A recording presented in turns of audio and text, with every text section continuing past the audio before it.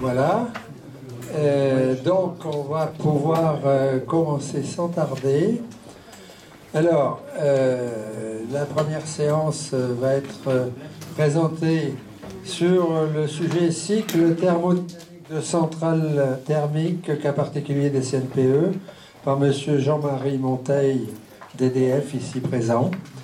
Donc, je lui passe tout de suite la parole.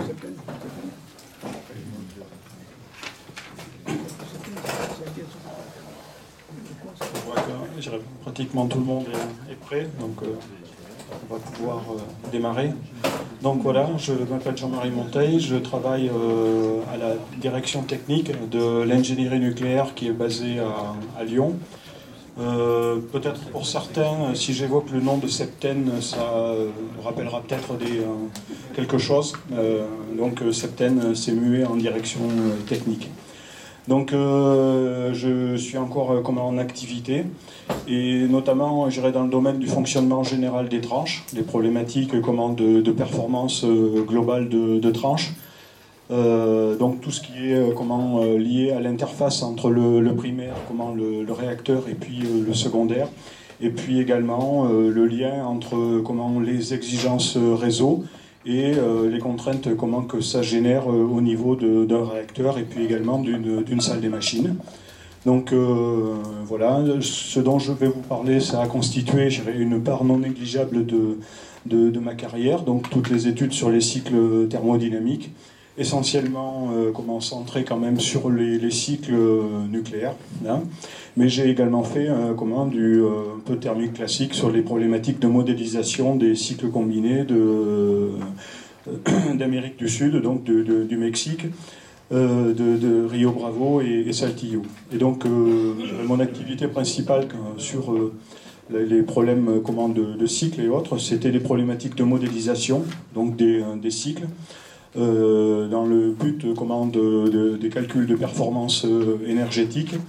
Et en ce moment, les activités sur lesquelles je suis plus centré, c'est donc, comme je vous l'ai dit, l'interface primaire-secondaire, et puis des problématiques de modélisation de cycles, de tranches, mais plus sur l'aspect fonctionnement, donc les aspects régime dynamique. Donc nous, on dispose de modèles qui vont de la neutronique jusqu'à à l'alternateur. Donc on fait des simulations de fonctionnement. Voilà. Donc si vous avez des questions, si les propos ne sont pas suffisamment clairs, vous n'hésitez pas. Je sais que c'est pas très très grand, donc comme projection, je vais essayer de détailler. Donc voilà comment je compte aborder cette problématique, déjà par une description de la machine thermique à laquelle on va s'intéresser aujourd'hui. Et je vais vous parler des problématiques d'optimisation entre la source chaude et le GTA. Donc GTA, c'est groupe turbo-alternateur dans notre jargon. Puis on fera un petit passage bref et un rappel sur ce qu'est la qualité de l'énergie. Et après, on regardera donc l'autre limite du cycle thermodynamique, donc c'est l'optimisation entre le GTA, donc le groupe turbo-alternateur, et la source froide. Et donc on aura vu les deux extrémités donc, de notre machine thermique, donc la source chaude et la source froide, et les optimisations que l'on peut faire. Et après, on s'intéressera à la fonction de réchauffage, donc c'est-à-dire en interne du cycle, comment on peut améliorer les performances du cycle et en quoi l'amélioration de ces performances contribue donc à diminuer les rejets à l'environnement. Et puis, bien sûr, une petite conclusion. Donc déjà, pour cadrer cette présentation, donc moi je vais, comme je vous l'ai expliqué, parler du lien qu'il y a entre le cycle thermodynamique d'une machine thermique. Alors une machine thermique, vous avez bien compris, c'est une centrale, hein, voilà, mais bon, c'est la définition beaucoup plus large, et l'environnement. Donc pour voir quels sont les liens, ces trois qui existent entre ces deux mondes. Donc on verra les phénomènes physiques, donc sur lesquels on peut jouer pour optimiser le rendement d'un cycle et donc diminuer les pertes à l'environnement. Par contre, voilà, ce qui n'est pas abordé dans mon présentation, ça va être toutes les contraintes réglementaires, c'est-à-dire les déclarations d'autorisation et de rejet d'eau, quoi. Donc, que ce soit pour les problématiques de température de rejet, de débit de prélèvement, de réchauffement du milieu, de dilution de tâches thermiques ou de dilution d'effluents, parce que ça ne fait pas partie de mes compétences. Voilà. Donc, on va rentrer dans le vif du sujet. Donc, cette machine thermique, eh bien voilà, vous en avez une photo pour illustrer ce sur quoi on va travailler là. Donc, la machine thermique, eh bien, elle est représentée par une centrale. Vous aurez plus ou moins reconnu, quoi. C'est quand même une photo ou tout du moins un dessin de centrale nucléaire. Donc, avec une source chaude ici, c'est le bâtiment comme un réacteur pour le cacher. Donc, le moteur thermique, ça va être la salle des machines, là, tout ce qui sert à la production, transformation de l'énergie thermique donc en énergie en puissance électrique. Et donc la source froide qui peut se matérialiser soit par un cours d'eau, la mer, ou des aéroréfrigérants. Donc voilà notre machine à laquelle on va s'intéresser. Donc avant même de démarrer cette notion de machine thermique, j'aimerais faire une analogie avec d'autres disciplines pour que ça puisse peut-être être plus parlant, parce que je pense que il y a des choses qui ont un rapport avec le domestique, quoi. Quand on veut allumer une ampoule ou quand on veut faire tourner un moteur, on a besoin d'une différence de potentiel. Et donc la différence de potentiel, ça va être la différence de tension, donc du 220, 380, 6 kV, voilà. Et donc la grandeur intensive qui nous sert pour cette différence de potentiel, c'est la tension. Donc quand on veut faire circuler un fluide, de la même manière, on a besoin d'une différence de potentiel, et cette différence de potentiel, ça va être la pression, donc qui est la grandeur intensive. Là, notre machine thermique, donc eh bien, tout simplement, on a besoin d'une différence de potentiel pour qu'elle puisse fonctionner, et cette différence de potentiel va s'exprimer au travers de la grandeur intensive qui est la température. D'où la notion, que j'ai déjà un peu abordée, mais de source chaude, donc qui va être une chaudière, par exemple, fossile ou nucléaire, et de source froide, donc globalement, c'est le milieu ambiant. Donc la source chaude et la grandeur intensive, comme je l'ai expliqué, ça va être la température. Donc notre moteur thermique va être obligé d'être placé entre un potentiel haut et un potentiel bas pour pouvoir fonctionner. Là.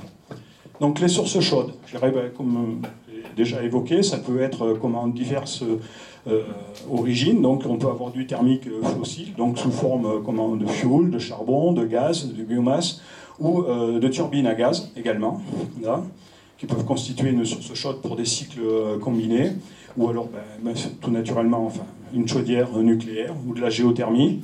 Et puis les sources froides, donc ça va être le milieu naturel, donc l'eau, ça va être soit la mer, soit une rivière, et puis l'air, donc aéroréfrigérant, donc sous formes diverses, tirage naturel, tirage forcé, et puis également, on n'en a pas forcément beaucoup sur nos installations en France, les aérocondenseurs. Donc c'est des matériels assez spécifiques qu'on a rencontrés, notamment sur les cycles combinés du Mexique.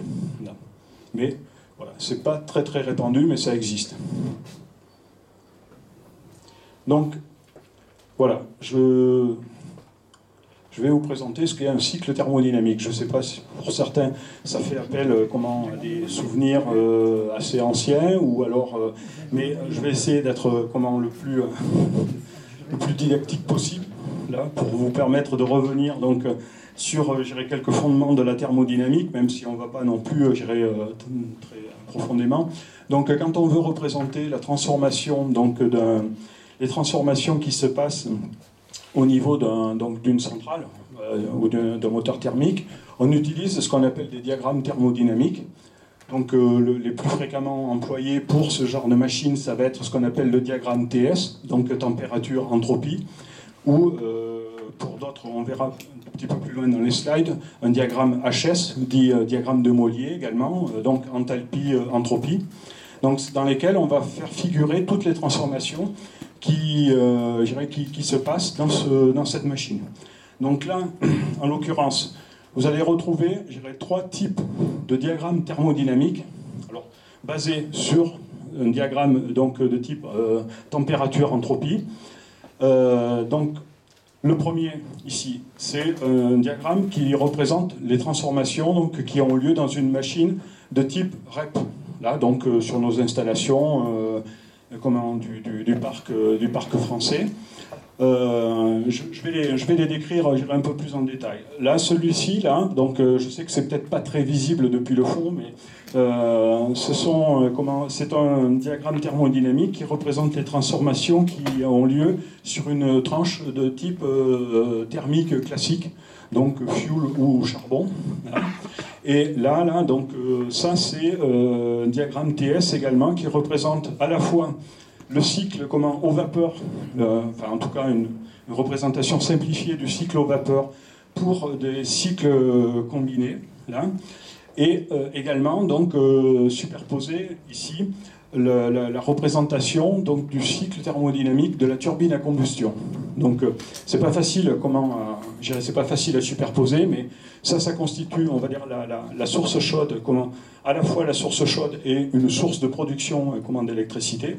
Donc la turbine à gaz et les fumées qui vont sortir de cette turbine à gaz vont servir à réchauffer l'eau et à la vaporiser dans le cycle aux vapeurs. Donc voilà, c'est assez difficile à mettre à la fois un diagramme de Hirn et puis un diagramme de Breton sur le même diagramme thermodynamique.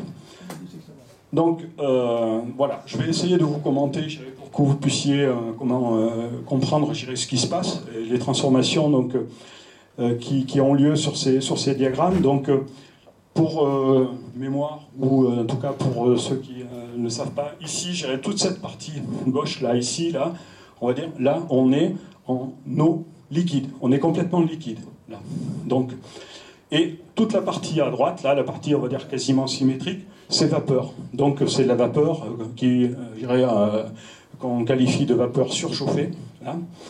Et toute la partie, donc, entre sous la cloche, là, sous cette cloche, donc diagramme TS, eh bien, ça c'est de la vapeur humide, c'est-à-dire une vapeur avec un taux d'humidité qui va varier, donc, on va dire de 0 ici, parce que c'est de l'eau, quoi, et puis plus on va aller vers la droite, et plus on va avoir de la vapeur. Donc on a un mélange aux vapeurs. Donc, ce cycle. Alors, donc, on va démarrer pour comprendre.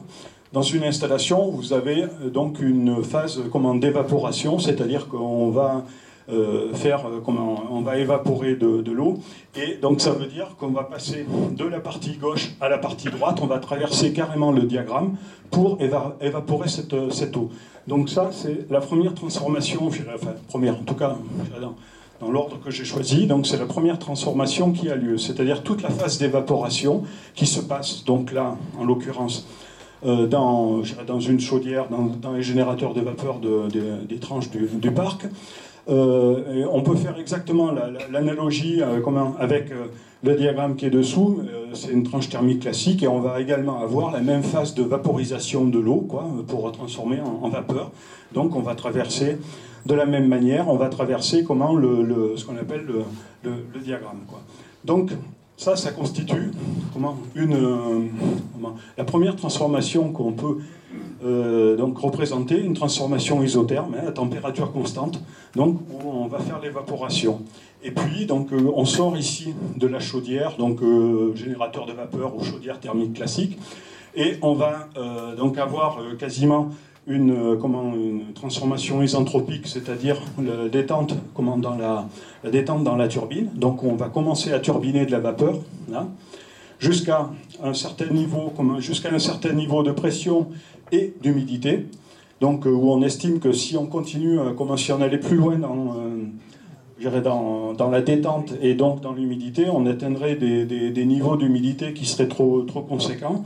Donc là, on stoppe la détente, donc dans le corps HP, le corps haute pression de la turbine, et on va faire un travail de séchage de cette vapeur.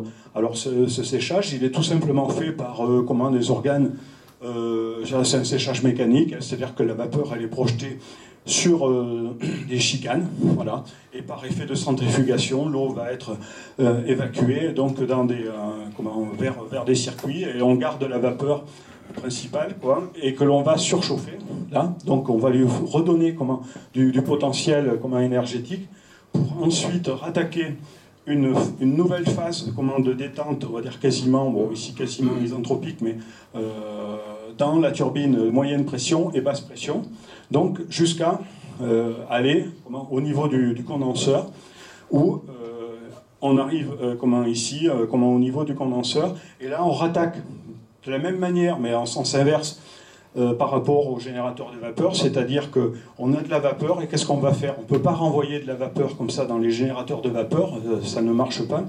On va condenser cette vapeur dans le condenseur, ici, et donc de là, on va suivre le chemin inverse, c'est-à-dire qu'on part de cette zone-là où on a quasiment, une vapeur avec un titre qui est à peu près, un titre en eau qui est à peu près on va dire de 15-20% au maximum. On va condenser cette eau, là, ici, donc on revient, tout en phase liquide, en sortie du condenseur, et là, on suit la courbe de saturation, en restant liquide, bien sûr, pour réchauffer cette eau, pour la réinjecter au niveau des générateurs de vapeur, et recommencer le cycle de vaporisation. Donc voilà, ça c'est un cycle thermodynamique, donc un peu particulier. En tout cas, c'est celui que l'on connaît sur nos tranches. La différence avec celui de dessous, c'est que, même si c'est pas évident quand vous êtes loin, c'est que dès la sortie de la chaudière, sur une centrale thermique classique, on a une phase de surchauffe. Donc on est à plus forte pression et plus forte température que dans les REP. Donc on voit qu'on bénéficie d'une enthalpie supérieure déjà au niveau de la turbine haute pression pour faire la détente dans cette turbine. Et donc à l'issue de cette détente dans la turbine haute pression, eh bien, on rattaque une phase de surchauffe. Alors on l'appelle resurchauffe, donc sur les tranches thermiques classiques. Et ensuite, on va de la même manière, on va rattaquer la détente dans la turbine moyenne pression et basse pression, jusqu'à aller au condenseur, et on recondense de la même manière que sur un REP, il n'y a pas de différence de ce point de vue-là, et on réchauffe également de la même manière. Voilà. Donc ça c'est on voit que la principale différence se situe quand même ici. Alors, malgré le fait que sur un thermique classique, on est beaucoup plus haut en pression, et beaucoup plus haut en température, c'est l'adjointe déjà d'une surchauffe en sortie de chaudière, plus une resurchauffe. Donc voilà ce qui distingue les deux cycles nucléaires ou thermiques classiques.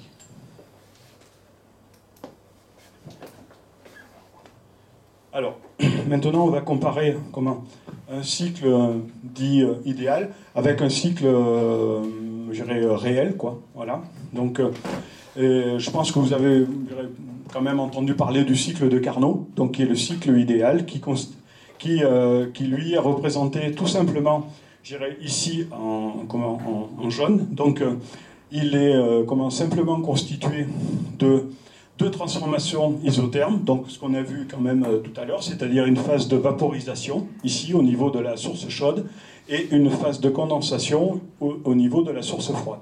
Donc on a ces deux isothermes, et après on a deux isentropes, donc ça c'est la phase de réchauffement et de montée en température, et la phase de détente dans la turbine. Donc ça c'est le cycle le plus simple possible, le cycle de Carnot, là, et je l'ai superposé avec un cycle réel de nos tranches pour que vous voyez bien que en fait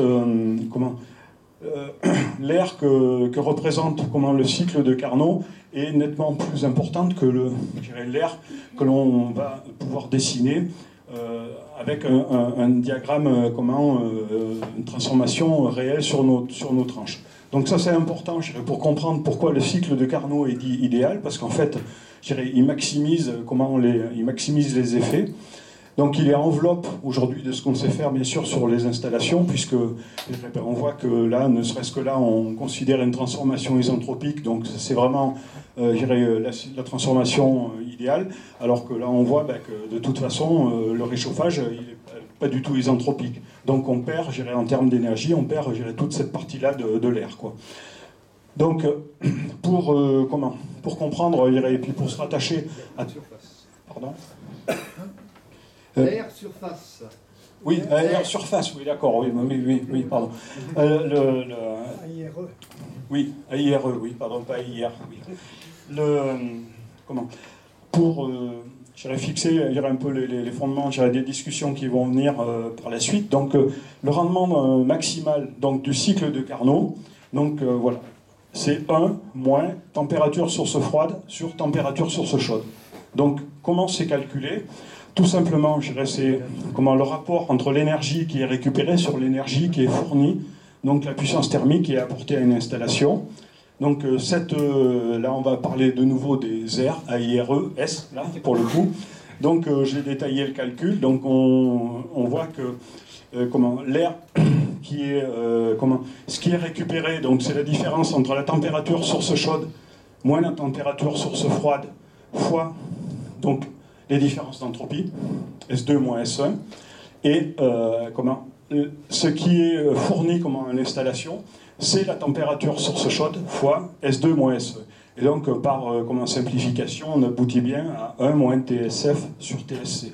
Donc, en quoi c'est important, cette formulation, même si elle est simplifiée et qu'elle maximise le rendement d'une installation, c'est que, simplement avec ces deux paramètres, on comprend maintenant sur lesquels on va pouvoir jouer, enfin influer tout du moins, pour essayer de maximiser le rendement d'une installation.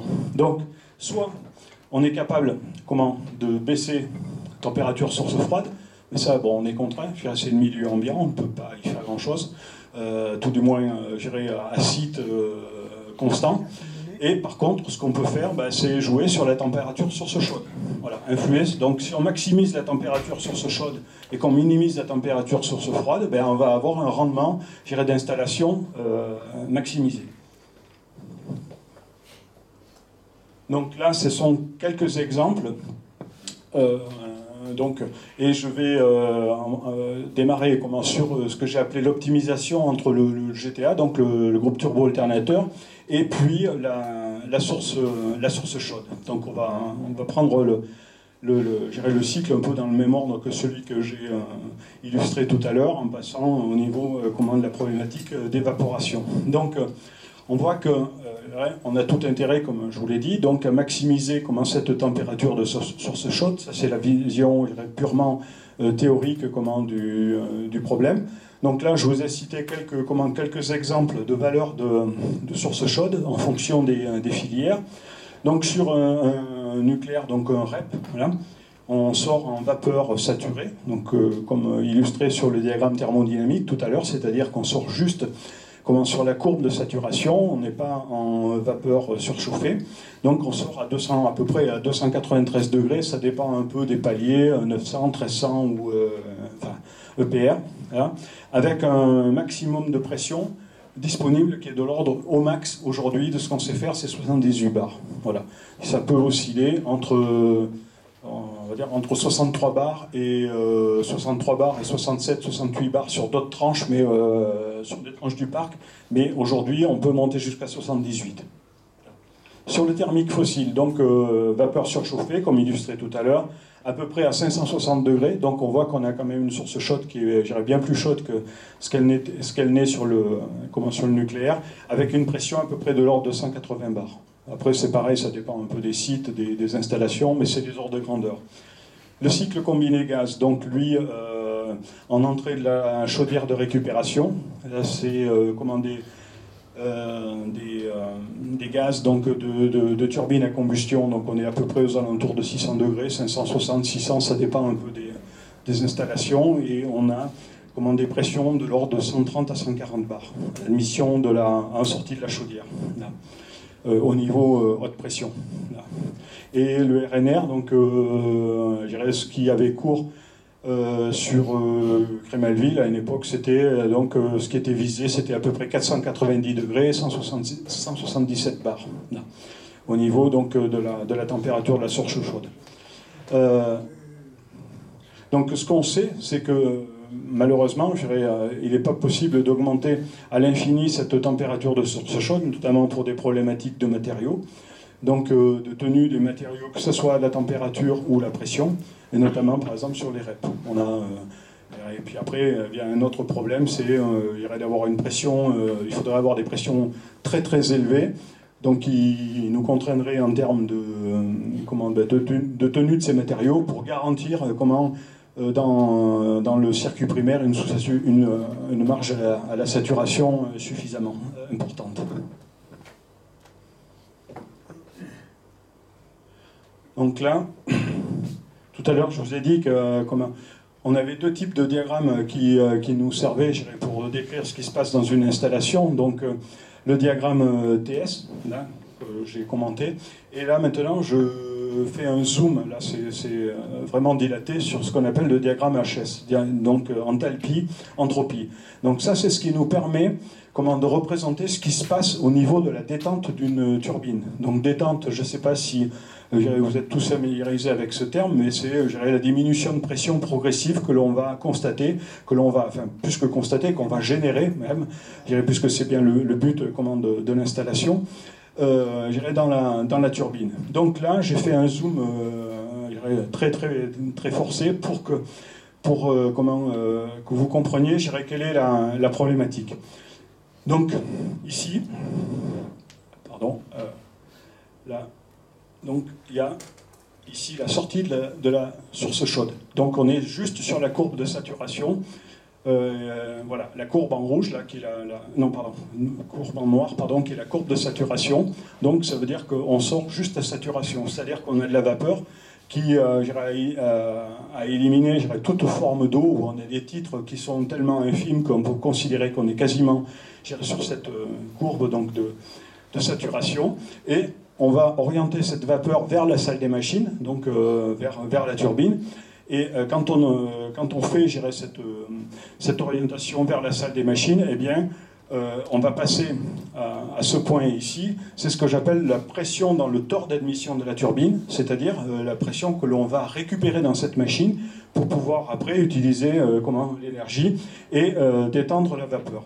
Donc la distance ici entre la courbe de saturation et le point de pression auquel on va récupérer cette vapeur, ça s'appelle de la détente également, puisque là, on passe d'une isobar, donc de sortie de la chaudière, à l'isobar de rentrer dans la turbine. Donc on passe une pression P1 à une pression P2. Et cette détente, elle est dite isenthalpe, comme vous pouvez le voir, c'est-à-dire que là, on est sur entropie, les abscisses, et ordonnées donc l'enthalpie, et donc on reste à la même enthalpie. Ça veut dire qu'en fait, il n'y a pas de production de travail dans cette détente, dans les tuyauteries, et il n'y a pas non plus de relâchement très important de chaleur.